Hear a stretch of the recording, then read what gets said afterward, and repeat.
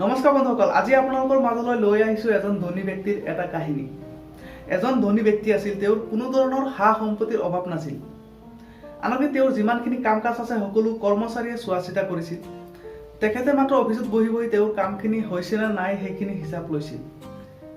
সেই ধনী ব্যক্তিজনে এদিন অফিচত বহি থাকোঁতে ভাবিলে যে তেওঁৰ যিমানখিনি সম্পত্তি আছে গোটেইখিনিৰ এটা হিচাপ উলিয়াব লাগিছিল। তেওঁৰ মেনেজাৰজনক মাতি আনিলে আৰু ক'লে, মোৰ যিমানখিনি সম্পত্তি আছে গোটেইখিনিৰ এটা হিচাপ উলিয়াই দিয়ক এক সপ্তাহৰ ভিতৰত। মেনেজাৰজনে ক'লে, ঠিক আছে বাৰু, এক সপ্তাহৰ পিছত আপোনাৰ হিচাপখিনি মই দিব পাৰিম। ইয়াকে কৈ মেনেজাৰজন অফিচৰ পৰা গুচি গ'ল।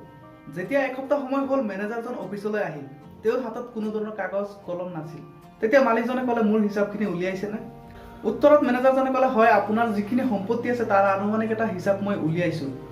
তেতিয়া ধনী ব্যক্তিজনে ক'লে, মোৰ এনেকুৱা হিচাপ নালাগে, মোক তুমি কাগজে কলমে হিচাপখিনি কৰি দেখুৱাবা।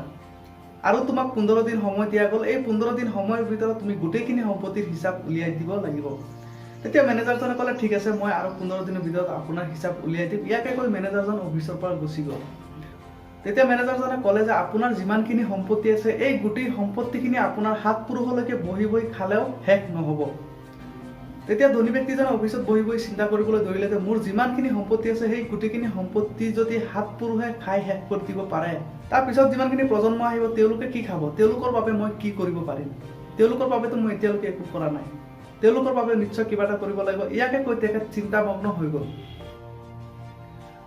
চিন্তা কৰি কৰি তেওঁ ঘৰত গুচি গ'ল আৰু ঘৰত গৈ কাৰো লগত এই কথাটো তেওঁ আলোচনা নকৰিলে। চিন্তা কৰি কৰি অৱশেষত তেওঁ ভাগৰি পৰিল। সেই ধনী মানুহজনৰ ঘৰৰ ওচৰে পাঁজৰে এটা আশ্ৰম আছিলে আৰু আশ্ৰমত এজন গুৰুজীয়ে মানুহক আধ্যাত্মিক শিক্ষা দান কৰিছিল। এই ধনী ব্যক্তিজনে মনতে ভাবিলে যে মোৰ যিমানখিনি সমস্যা আছে, যিটো এটা চিন্তাত মই পৰিছোঁ, এই চিন্তাটো যদি মই সেই গুৰুজনৰ লগত আলোচনা কৰোঁ, হয়তো তেখেতে মোক এটা সঠিক পৰামৰ্শ দিব পাৰিব। ইয়াকে ভাবি তেওঁ সেই আশ্ৰমলৈ গুচি গ'ল। আশ্ৰমত গৈ গুৰুজনাৰ লগত এই কথাখিনি আলোচনা কৰিলে।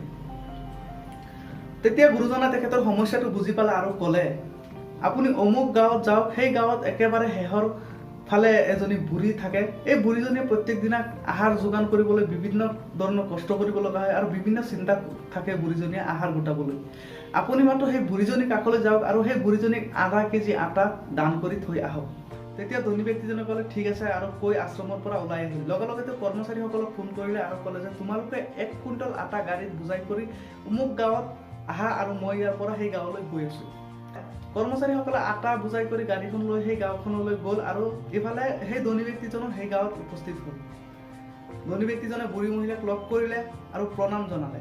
তাৰপিছত ক'লে, আইতা, আপুনিতো দুখীয়া মানুহ, আপুনি কষ্ট কৰি খায়, আপোনাক খোৱাৰ বাবে বিভিন্ন চিন্তা কৰিব লাগে, গতিকে আপোনাৰ বাবে মই 1 কুইণ্টল আটা লৈ আহিছোঁ, এইখিনি আপুনি গ্ৰহণ কৰক। তেতিয়া সেই বুঢ়ীজনে ক'লে, বোপাই, মইতো আজিৰ কাৰণে পেট ভৰাই খানা খাইছোঁ, আজিৰ কাৰণে মোৰ কোনো ধৰণৰ আটা, কোনো ধৰণৰ চাউলৰ দৰকাৰ নাই, গতিকে মোক নালাগে। তেতিয়া সেই ধনী ব্যক্তিজনে সেই বুঢ়ী আইতাগৰাকীক কাকতি মিনতি কৰিবলৈ ধৰিলে। সেই বুঢ়ীজনীয়ে ক'লে, বোপাই, আজিৰ কাৰণে মোৰ পেট ভৰি গ'ল আৰু আজিৰ কাৰণে মোক কোনো আটা নালাগে। বাৰে বাৰে কোৱাৰ পিছতো সেই ধনী ব্যক্তিজনে কাকতি মিনতি কৰিবলৈ ধৰিলে। অৱশেষত সেই ধনী ব্যক্তিজনে ক'লে, ঠিক আছে আইতা, আপুনি 1 কেজি আটাই গ্ৰহণ কৰক।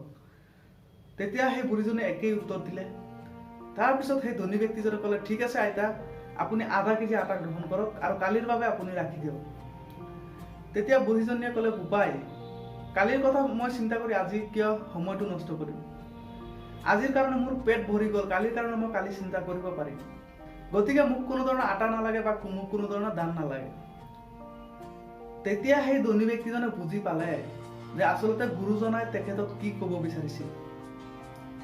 এই গল্পটোৰ পৰা আমি এটাই কথা জানিব পাৰোঁ যে আমাৰ অহাকালি চিন্তা কৰি আজিৰ সময়টো আমি বৰবাদ কৰিব নালাগে। তাৰমানে আজি মোৰ হাতত যিটো আছে, যি আছে, তাকে লৈ সন্তুষ্টিৰে আজিৰ দিনটো পাৰ কৰিব লাগে। কালি যিটো হ'ব কালিৰ কাৰণে দেখা যাব, কিন্তু আজিৰ কামটো আজিয়ে কৰিব লাগিব আৰু কালিৰ কাৰণে চিন্তা কৰি আমি সময় নষ্ট কৰিব নালাগে। ভিডিঅ'টো ভাল লাগিলে লাইক, কমেণ্ট, শ্বেয়াৰ কৰিবলৈ নাপাহৰিব। যদি আমাৰ ফেচবুক পেজত ভিডিঅ'টো চাই আছে, পেজটো লাইক কৰি দিব আৰু ফ'ল' কৰিব।